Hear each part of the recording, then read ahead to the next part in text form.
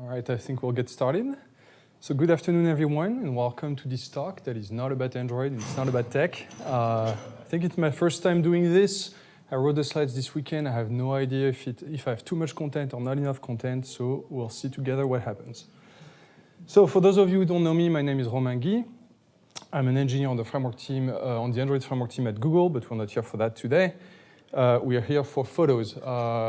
All the photos you see in this talk are available on these different websites, mainly on Flickr. I used to use Google+, but I think that's over now. You can also follow me on Twitter and Instagram if you want to see those pictures. I've been taking photos since 2005 when I first moved to the US. I went on a road trip, I fell in love with the Southwest, I bought a nice camera, and since I haven't stopped, and now what I do is I make other people buy nice cameras and go on road trips with me. So we have Nicolas Roy over there, works on content layout, he's my partner in crime, and a lot of those pictures have been taken with him. So in this talk, I will give you technical information and information about composition and stuff like that. It applies to pretty much all cameras, but for the technical aspect, I kind of assume that you're not using a cell phone, although some of this also applies to the Android camera. So I assume that you're using some kind of a mirrorless camera like this one, or a DSLR, or even a fancy pocket camera like the Sony RX100 that has enough manual controls. So first, before you can learn about how to take good pictures from a visual standpoint, you need to master the concept of exposure. So this is the technical aspect of taking pictures, and you need to master it enough so that you don't have to think about it when you take pictures. You need to think about other things. You need to think about framing, composition, and your subject. So you really need to get that ingrained into your brain so you don't have to stop and think about it when you're on the street and you're about to catch the right photo. So every camera has something called a light meter, and it looks a little bit something like this. It's different depending on the camera. On this Fuji, for instance, it's a vertical line and it goes from -3 to +3. It will look different on every camera, but it looks something like this. So when we talk about achieving the proper exposure, what we mean is that we want this little indicator to be pointed at the 0 on that light meter. If the indicator is pointing at the -1 or at a negative value, it means that your image is underexposed. It's too dark according to the camera. And of course, there's the opposite. If it's pointing at a positive value, that means the image is too bright, once again, according to the camera. But what does it mean for the exposure to be correct? When is it at 0? So if we take a photo, I'm sorry, the screen looks very different from the actual pictures. It's a little too contrasty, but believe me, this photo doesn't have a lot of shadows. It doesn't have a lot of bright regions.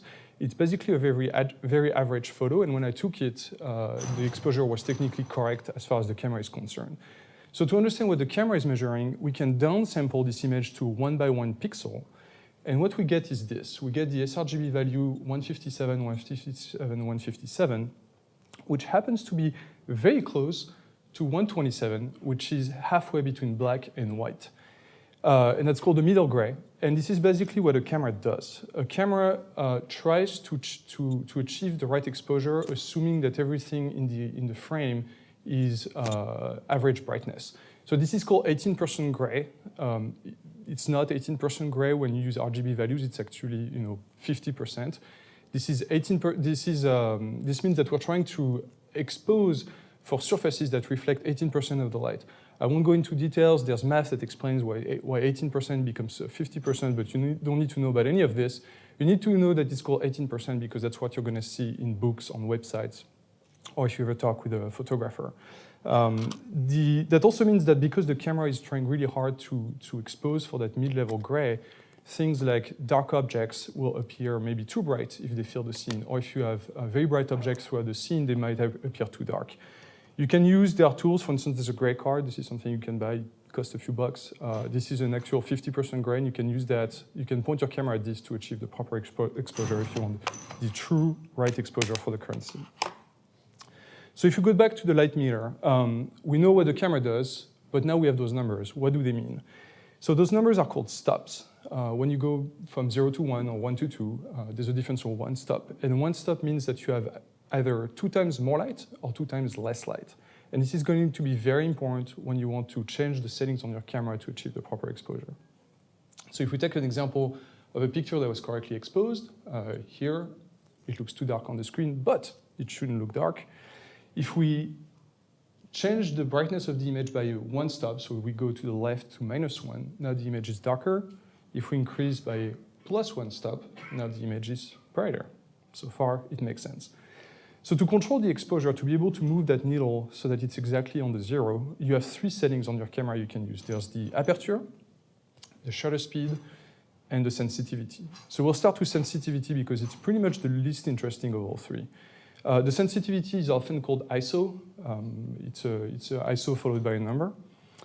And on your camera, you will see something like this. So you're going to have an ISO setting that ranges from 100 to insane value these days. Some cameras go up to 400,000. And those are typical values that you're going to use, 100, 200, 400. And every time you increase the ISO value, you're going to get a brighter image. One of the downsides of changing the sensitivity is that you also increase the noise of the sensor because you're changing the gain, the electronic gain of the sensor. So it doesn't have any artistic value, changing the ISO. It's just there as a helper to help you achieve the exposure you want. And every time you double the ISO, if you multiply the ISO by 2, you are increasing the exposure by 1 stop. So you're doubling the amount of light that the camera receives. So let's take an example. Here we have the light meter of our camera. It's reading that the scene is underexposed. We have an ISO of 100. We have a shutter speed and an aperture. We don't really care about those for now.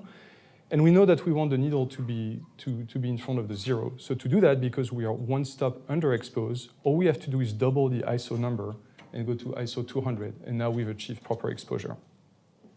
As a rule of thumb, you should always try to use the lowest ISO value that you can because of that noise problem I just mentioned. Thankfully, modern cameras are actually very, very, very good at handling ISO. When I started 10 years ago, it was out of the question to use a value like ISO 800 even during daylight. And nowadays, I routinely use values up all the way to 6400 or even more, and it's just fine. There are also tools like Lightroom, Photoshop, and others that will help you remove the noise when you process the image. So the next setting you can use is the shutter speed. That one is pretty simple. It simply controls how long the shutter of the camera remains open. The shutter can be a mechanical shutter, it can be inside the camera, it can be inside the lens, it can be an electronic shutter. It doesn't really matter, it just means how much time will the camera spend reading data from the scene. So again, you can use this to go from dark to bright. The reading the shutter speed is a little counterintuitive at first because you're going to see values like this, 30, 15, 8, 4, 2, 1, and then 2 again, followed by an S. So those are actually fractions of a second. 30 means 1/30th of a second. 15 means 1/15th of a second, and so on. And once you enter, like when you're past 1 second, they label them with S so that you know that you're at more than 1 second. And again, the difference between those pairs of values is exactly 1 stop. So when you double the amount of time that the camera spends reading the scene, you double the amount of light that you receive on the sensor, so you double the brightness of the image. So that's another setting you can use if you're underexposed. You can just reduce the shutter speed, double it to get the proper exposure.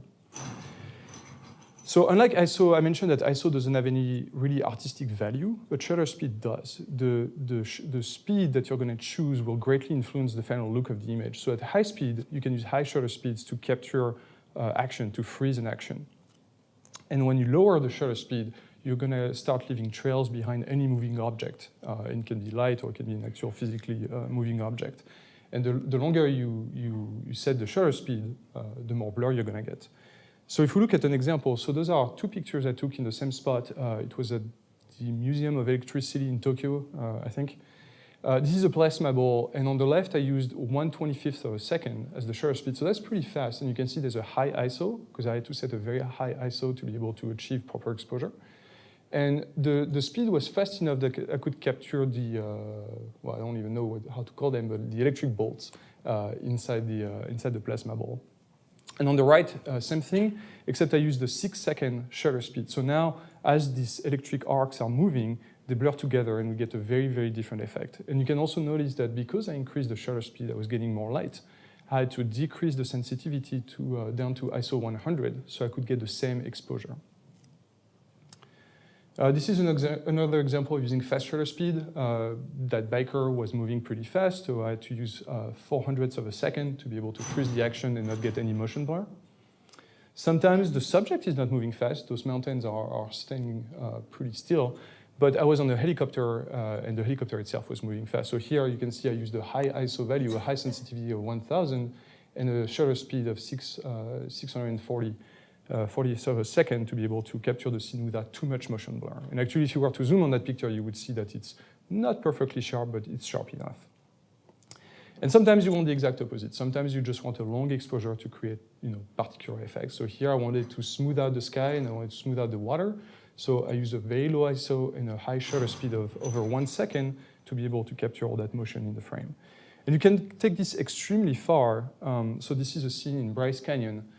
The clouds were moving pretty slowly, and I really wanted to have that smooth effect. So I used a shutter speed of 8 minutes to be able to capture this. This is also why the picture is in black and white, because after 8 minutes, your sensor starts to heat up, and you're getting a lot of noise, and it looks very nasty. So black and white to the rescue. So one tip you can use is usually when you're using your camera handheld, when you're just holding the camera and you don't have a tripod, a good rule of thumb is that you should use the 1 divided by the focal length of your current lens as the slowest shutter speed. So for instance, if I have a 50 millimeter lens like here on this camera, I should use 1/50th of a second as the longest shutter speed. If you go slower than that, chances are that you're gonna get a lot of motion blur.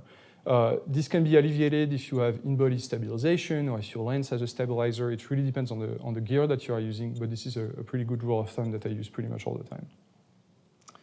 And the last and third setting you can use is the aperture. So I kept this one for last because it's a little more complicated than the other ones.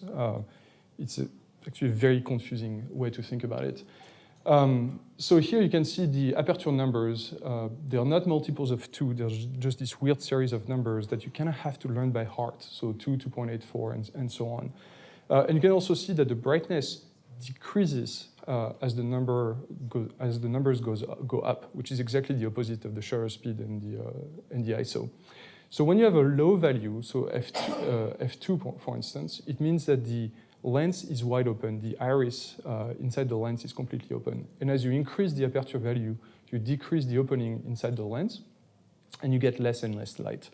And that value is often noted, most of the time it's noted f divided by. And like I said, those values are not multiples of 2, but the difference between those magical numbers is still 1 stop. So you just have to learn those numbers by heart. If you're underexposed or overexposed and you want to change the aperture, you just have to know which value to go to. There's more values after 16, it's 22, and before 2, it's 1.4, but it's pretty easy to remember them. The reason, what those numbers actually mean is that the aperture noted n here is the focal length divided by the diameter of the iris. So for instance, I measured at home, I have a 50 millimeter lens. When it's wide open, the diameter of the opening is 35 millimeter. And when you divide 50 by 35, you get 1.4. And that's why the notation is f divided by, because f, the focal length divided by 1.4, the aperture, I get back the diameter 35. You don't need to remember that, but there's a good reason why we use this word notation. Aperture has another impact on your picture, and this is where the artistic control comes in. It controls the depth of field of the image. So the depth of field is the distance between the nearest object and the furthest object that will appear to be acceptably sharp. That won't mean they will be perfectly sharp. It will mean they will be acceptably sharp enough. So if we go back to our scale of apertures, when we have a large aperture, so a small number, we have a very shallow depth of field, and not much in the frame will be in focus. And actually, with very fast lenses, in the past I've used a lens that was f0.95, you only get a few millimeter worth of focus. So it can be very tricky to use when you're shooting a portrait or street photography or stuff like that. And as you decrease the aperture by increasing the f number, you just increase the depth of field. So typically, when you're doing urban photography or landscapes, you're going to increase the depth of field to get more stuff in focus. So here are a few examples. For instance, at the Monterey Bay Aquarium, I wanted to take a picture of that fish in this nice blurry background to be able to see the fish as well as possible. So I used an aperture of f2.8.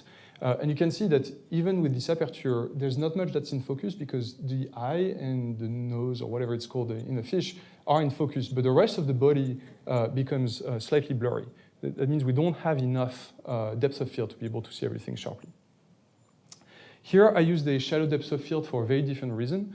I took the picture in black and white, it was rainy, and my friend had this sad look on her face, And by using the shallow depth of field, I'm able to isolate the subject even more and convey, like, emphasize this feeling of loneliness and sadness that I guess she was feeling at the time. It's also very useful to achieve a cinematic look. So here I used a wide aspect ratio. There's a lot of contrast in the image. We have the bright lights. The focus is on those two people, and the rest of the image has this nice background blur. It's typical of the kind of stuff that you see in movies. You can also use shallow depth of field for just interesting effects. Those were random Christmas lights on the street in Tokyo. So I used the shallowest depth of field I had. I completely defocused the image, and you get just those nice patterns and colors. We don't even know what we're looking at, but it looks pretty. And sometimes that's what it is about. Like, you just want something that looks pretty. And of course, when you shoot landscape, most of the time you will want everything to be sharp. So this is Grand Canyon. Grand Canyon is really, really big. So you really want the largest depths of field you want. So here I was using f16, which was the maximum that my lens could achieve. And everything is sharp from front to back. So we have those three ways to control exposure. Only two can be used for artistic control, aperture and shutter speed. So when you're shooting something, you should ask yourself only two questions. First of all, which is the effect that you want to achieve? Do you want a background blur? Do you want full sharpness? Do you want to freeze the action? Or do you want, like, nice long trails of lights? Or you want to smooth out the motion of water? And once you know what you want, you have to decide what are you going to sacrifice to achieve this. Most of the time, you should sacrifice sensitivity, so the ISO value, because it doesn't really affect the look of the image. And like I said, with modern cameras and current processing tools, you can pretty easily get rid of noise. And if you have a bit of noise in your image, it's not a big deal. A lot of my images have noise, and nobody has complained so far. But to make those decisions, you also need to make sure that your camera is in the right mode. So most cameras will have those four modes available. The first one is called P, which makes no sense. It means program, but it's actually the full automatic mode, where the camera makes all the decisions for you. Never use this, because that means you have no artistic control whatsoever on the look of the final image. I don't even know why they include this. Shutter priority, that means you set the shutter speed, and the aperture will be chosen for you. I also don't like this one very much.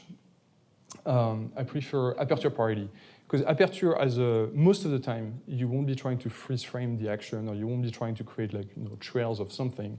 You really want to decide whether you want everything to be sharp, or whether you want background blur. So I recommend that you use this one pretty much all the time, and that's the one I use all the time. And finally, you have the manual mode, where you have to set everything yourself. In all those modes, you can change the ISO yourself. And what I do most of the time, so we don't care about automatic and shutter priority. What I use most of the time is auto ISO, because like I said, with modern cameras, you pretty much don't have to worry about this a lot. The only time when I change the ISO is when I take landscape pictures, because I'm on a tripod. So we will use the lowest ISO possible, and I will let the shutter speed increase all the way. And I also use manual mode with fixed ISO when I want to create motion blur effects. There's another mode called B for bulb. That's when you do really, really long exposures. Usually the manual mode stops at about 30 seconds. So if you need more than 30 seconds, which should be pretty rare, you have to switch to a different mode called bulb. And this one can be a little annoying, because you have to press the shutter and keep the shutter pressed yourself. I remember, like, very, very cold nights where I have to keep the shutter pressed for several minutes. And you do that over and over again. It's really annoying. Another useful tool to check the exposure of your image is the histogram. So this is another properly exposed image. There are shadows, but not that many. There's highlights, but not that many. There's only the sun that's pretty much blown out at the horizon, but overall this image is pretty average. So your camera or your processing tool can show you a histogram. You can see the histogram of the RGB channels. They're not very useful. The part that's interesting is the white histogram. So that shows you the distribution of pixels by luminosity or intensity. So on the left side, you have all the dark pixels. On the right side, you have all the bright pixels. And what you want for correct exposure most of the time is a nice bell-shaped curve, which is pretty much what you see here. On the right, you can see there's a spike in the highlights, and that's the sun at the horizon. But other than that, the picture is properly exposed. We have nice tonal gradations. We transition from one brightness to another in a pretty smooth manner. But you don't always want to do this. So this is a picture in Tokyo. It's a lot darker. We have bright light sources in this image, but overall there's a lot of shadows. So if we look at the histogram, you can see that most of the pixels are on the dark side. And again, we have a spike for the different highlights in the image. This is another picture taken at night in Tokyo.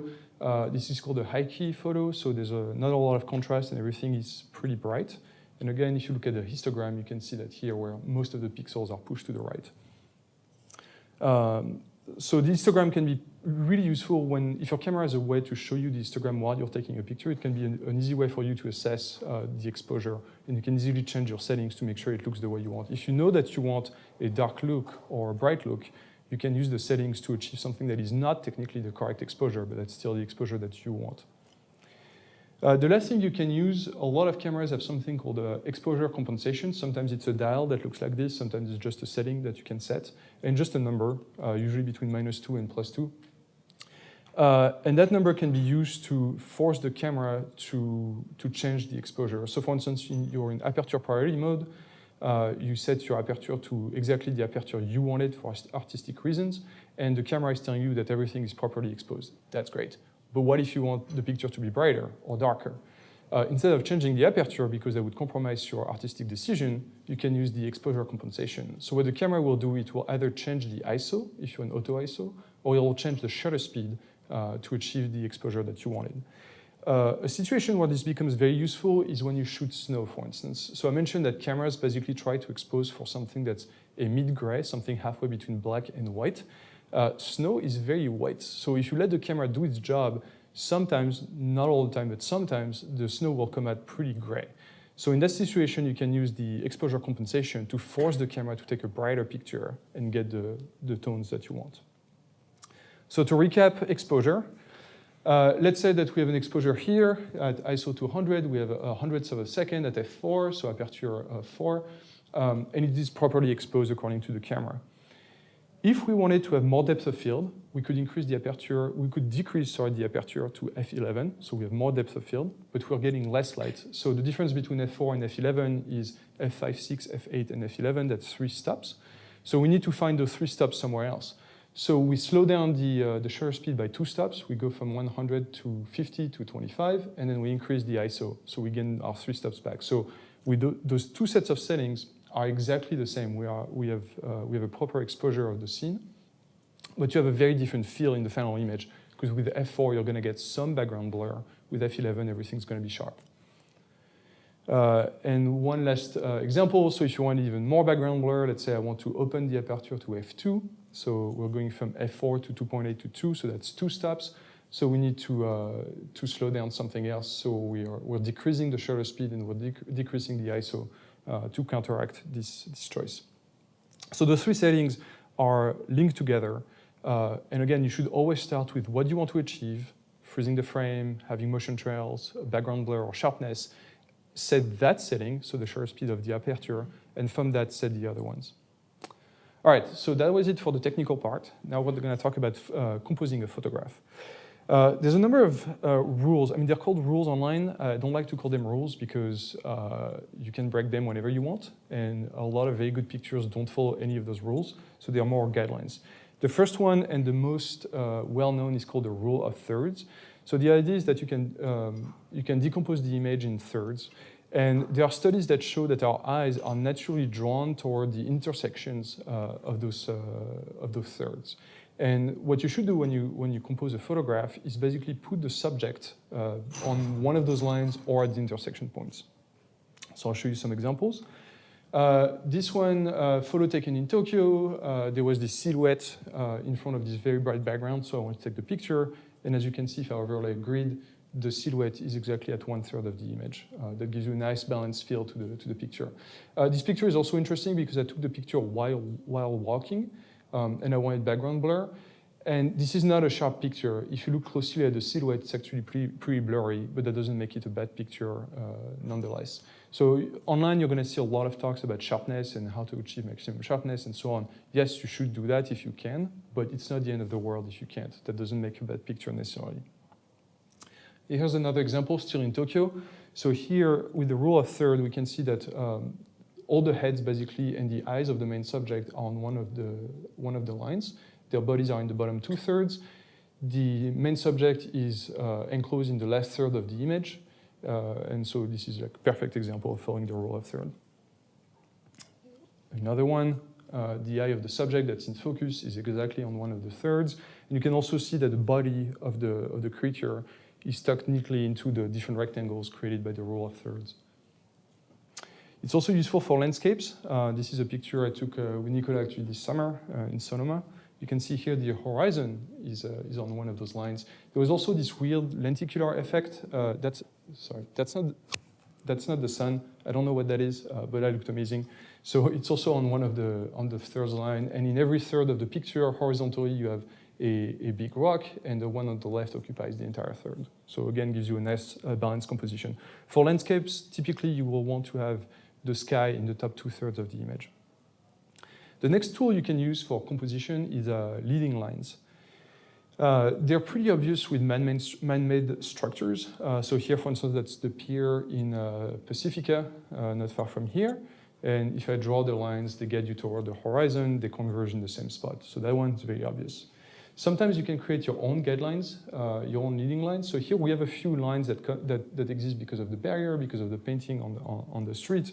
But I also use the long exposure to create additional leading line to reinforce the effect. So you can see the line of people walking by and then all the tail lights of the cars passing by with a long exposure to create even more lines.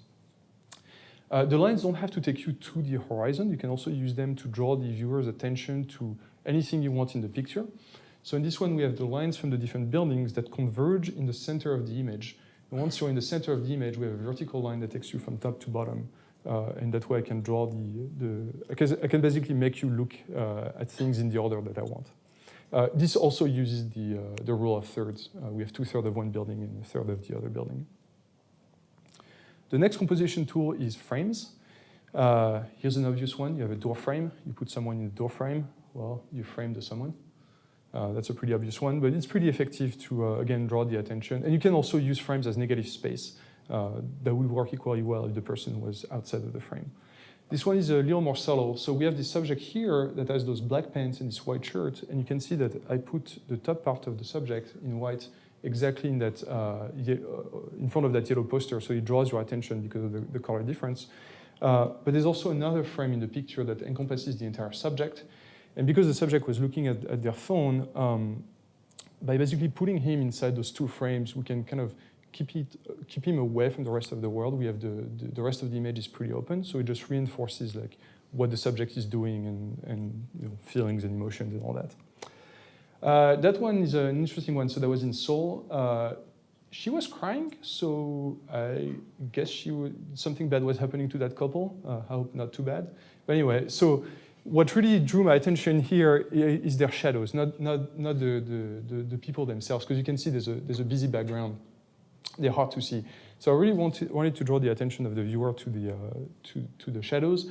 And here I use two things. We have leading lines, the edges of the shadows, but they also help form another frame. So the frame doesn't have to be a perfect rectangle that's man-made. It can be shadows or lighting. Anything in the image. It can be colors as well.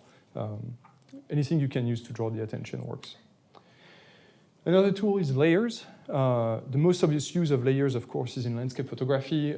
This is Delicate Arch next to Moab in Utah. And you can see 1, 2, 3, 4, 5, 6. There's a bunch of layers in the image, even in the sky, like the clouds themselves have many layers. And layers are interesting because they help you spend more time looking at the picture. It makes the picture more interesting because there's more for you to see and discover. And like I said, like they're very useful for landscapes. One of the reasons sometimes landscape pictures don't come out good is because you're not going to have those layers for most of the image. I've been to many beautiful places where it looks amazing in person, and then you take a picture, it's extremely disappointing. It's because you have this just wide open field of grass, and in a picture it's just boring. You can also find layers in cities pretty easily. So here I've used different buildings. So there's 3 different buildings, there's different shades, and between the angles of the buildings, their natural shape and the way I position myself to take the picture, you get these different breaks in the picture that create layers. It almost looks like a landscape. This one was interesting because Usually when I do street photography or urban photography, I don't use a zoom lens, so I have a fixed focal length, so I have to move with my own feet to be able to achieve the effect I want. So here I position myself to make sure I will not be able to see the sky between the buildings to be able to create this effect.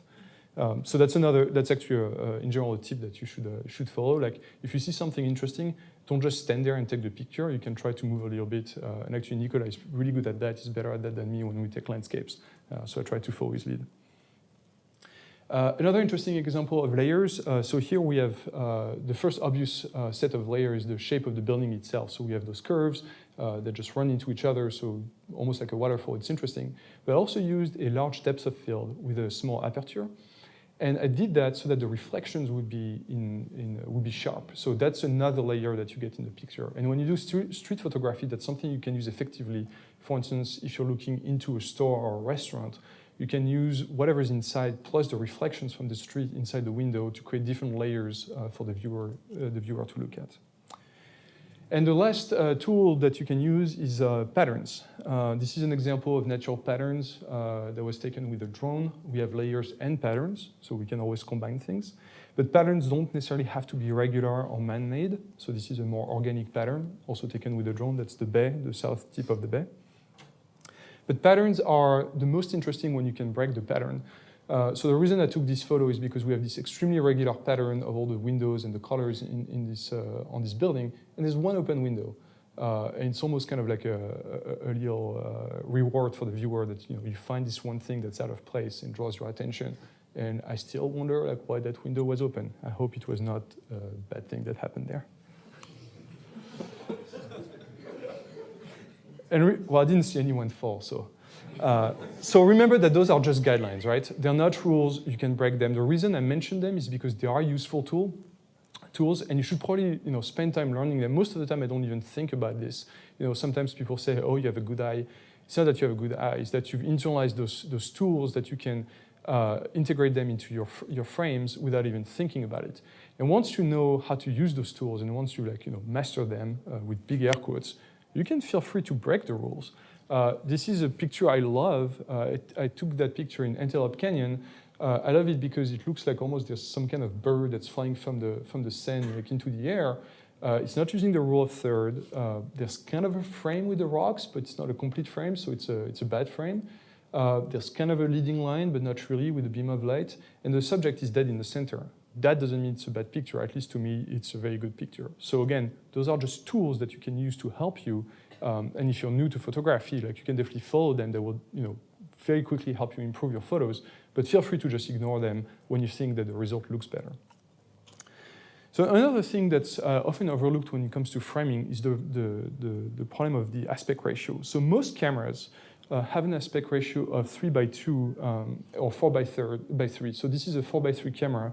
I have another camera here that's a 3:2. Your phone is a 3:2.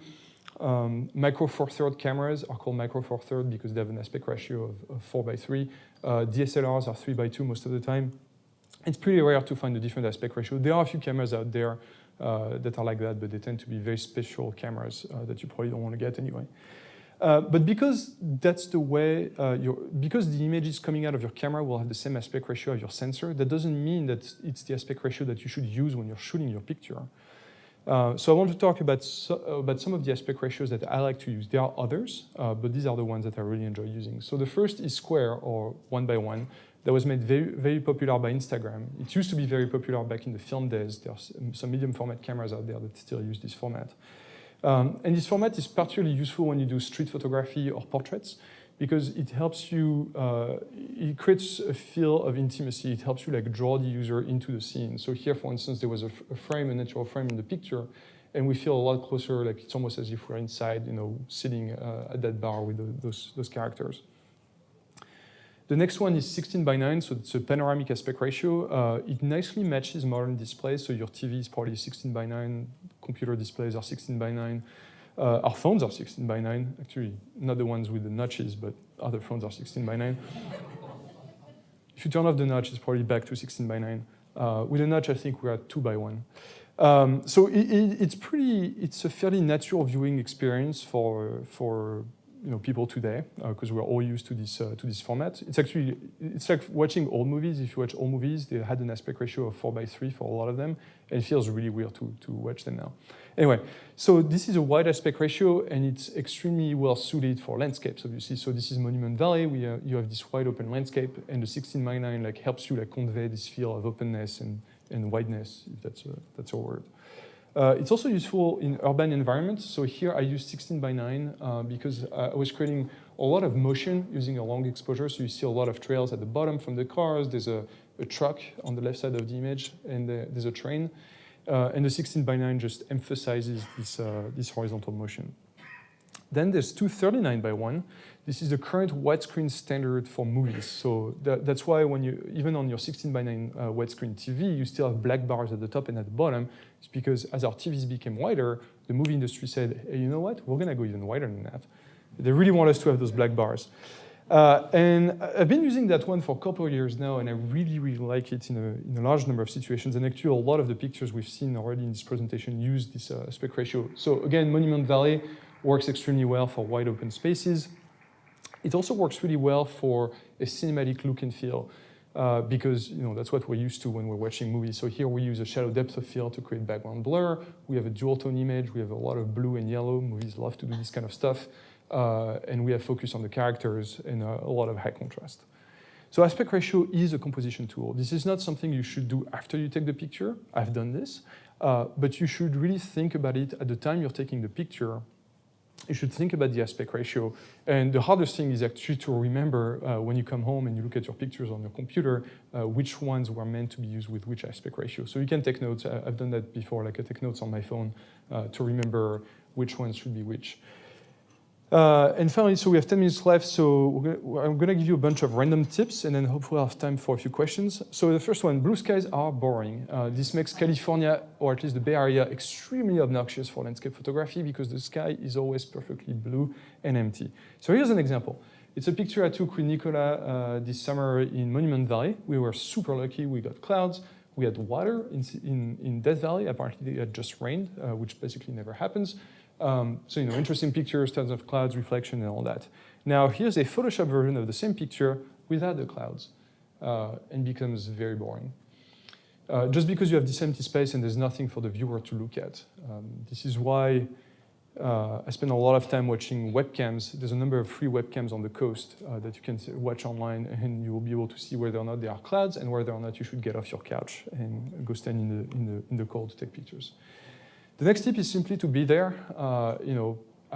I would love to take even more pictures, but it's not going to happen when I don't leave home. And sometimes it's difficult. It's a warm Sunday afternoon. You're at home with your kids or playing video games, and you have to decide to go to the coast and freeze your ass off for a couple hours, waiting for a picture that will probably never come, and get dirty, and then go back home and realize that you messed up one of the settings in your camera and all your pictures are bad. But that's the only way to do it. It sounds obvious, but you have to get out there and take pictures. So this is an example, this Golden Gate Bridge. To get that shot, I went to the Golden Gate, I think almost every night over the course of 2 weeks. I was waiting for the fog to be in the right place at the right time. And if you don't go there, it's not going to happen. So I went there over and over again, and finally I got a shot. It's not the shot I was expecting, but I like it anyway. I wanted the fog to be at the bottom. So I guess I should go again. Look around. When you take pictures, it's especially landscape pictures when you're on this tripod and you have your eye glued to the camera. It's very easy to be lost in what you're doing, which is messing up with the settings of the camera, and to ignore what's going on around you. So here's a couple examples. I was taking pictures at Rockaway Beach, which is on the coast further south from here. And I was taking pictures of the sunset, and then I decided to follow my own advice and look behind me. And I saw that there were those storm clouds that had just showed up behind, and it looked like it was almost nighttime over the land, and all the restaurants and the houses had turned on their lights. So by changing my frame, I got this picture, which is really weird because it's like daylight over the ocean, but it's nighttime over the land. That lasted for about 1 or 2 minutes, so it would have been very easy for me to miss that shot had I not been looking around to see what was going on. This is another interesting one. I was taking pictures at the Horseshoe Bend with a friend. I looked at him, and the sun was about to disappear behind the horizon. You can see the sky is blue, so it's already the blue hour, it's after sunset. So I was able to quickly expose for the bright part of the sky to give me this nice silhouette that lasted, again, like maybe a couple minutes at most, and I could have easily missed that shot if I hadn't been looking. So plan, I use a lot of tools to plan, especially for landscape photography. So I use maps and apps like Sun Surveyor will show you where the sun will set, where the sun will rise, the length of the shadows for different parts of the landscape. I use like Doppler radar websites that will show you like if there's fog or clouds over the ocean. I use webcams to know, when I should get off my butt and go take pictures. And this is an example at Sutro Bath in San Francisco. By using webcams from the coast, I was able to assess that, because I don't live in San Francisco, so I was able to assess that the sky would be nice for a picture, and I already knew the place, so I was able to run to my car, drive as fast as legally possible, and get that shot. But also don't plan. That's more for street and urban photography. When I'm in a city like Tokyo, you've seen a lot of pictures of Tokyo, I usually walk for about 10 hours a day. I walk like everywhere I can, and I look at Google Maps, and anything that looks strange or interesting or like a tiny street, well, I try to walk there. And you can see a lot of interesting things. You don't necessarily get a lot of good pictures out of it, but at least you get to enjoy like something different that's not in the guides.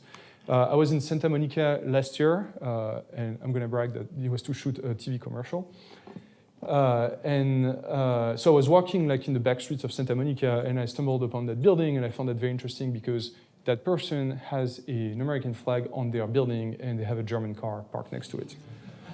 So contrast is not always about colors or light. It can also be about subjects inside the picture.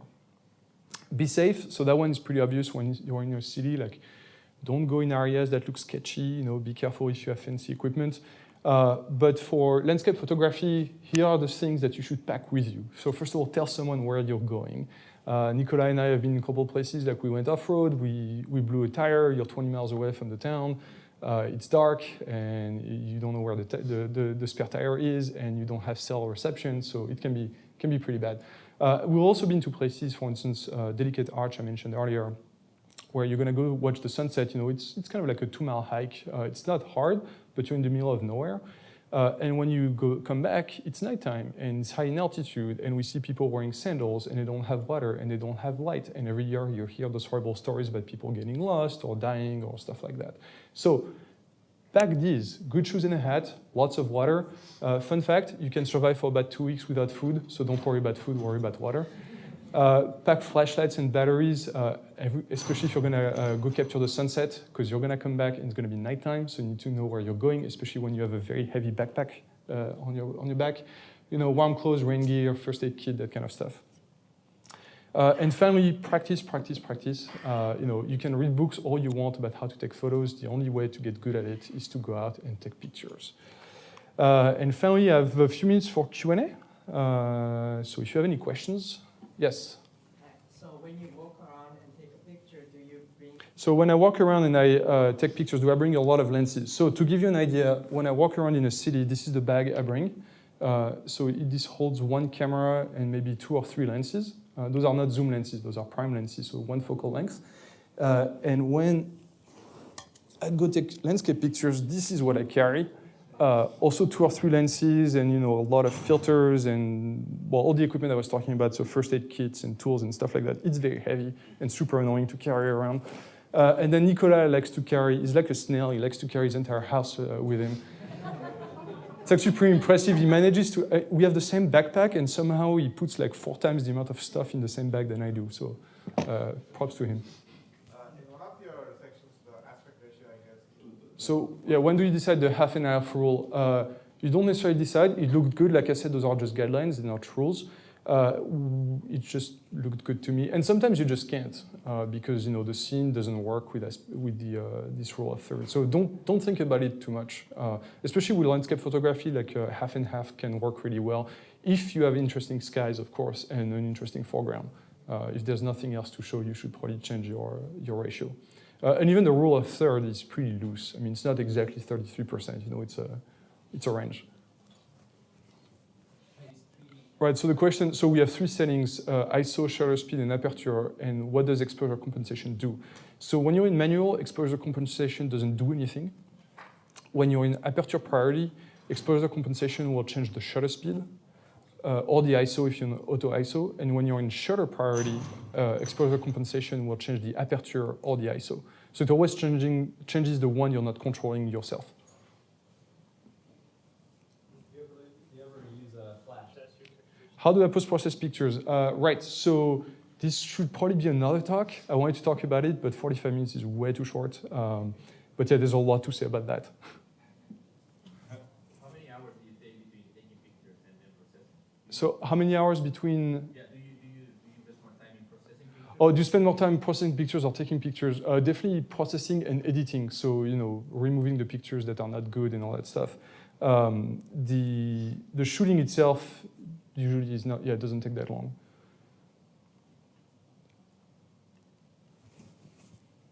So the main filters I use, right here, so I have a whole bunch of them. But the main ones are a circular polarizer. So a circular polarizer can be used to remove reflections. So when you take pictures of water or vegetation, you're gonna have a lot of reflections. So you can use a circular polarizer to get rid of that. I also use what's called neutral gradient filters. So they look like this. It's basically smoked glass as a gradient. And you use it for landscape, especially at sunset, because it will darken the sky and keep the landscape itself, unoccluded. It helps you achieve proper exposure when there's a huge dynamic range, when there's a huge difference between the sky and the land. I also use them to slow down the exposure. So earlier I mentioned that I took a picture that was 8 minutes long. You won't be able to achieve that out of camera, so I stacked a bunch of filters just to darken the image. And there's a special type of filter called a big stopper. You can't even see through it, and it removes about 10 stops of light. And you have to manually compute in your head how long the exposure is going to be. Nikon or Canon? Sorry? Nikon or Canon? Nikon or Canon? Canon, but not anymore. So now I'm a Fuji and Leica. And Nicola used to be Nikon, but that's okay, he recovered. But John, just next to him, is still Nikon, and that's not okay. Today, I would recommend, speaking of gear, all cameras today are pretty much really good. Pick the one that feels good to you, where you like the menus and the handling. The Sony A7 is probably the best choice for most people. I took a bunch of pictures you saw with the Sony A7. My favorite or most used focal length, 50 I use a lot for street photo. For landscape, it's usually between 17 and 24. With my Leica, I use 28, 50, 90, and now I use 12. I really love 12, actually. I have a picture of, yes, that's 12 millimeter. It's very, very wide. Okay, so apparently you have to shut up. I'll be around for the rest of the day. I'll be here tomorrow afternoon as well, so if you have questions, come to me. Thanks.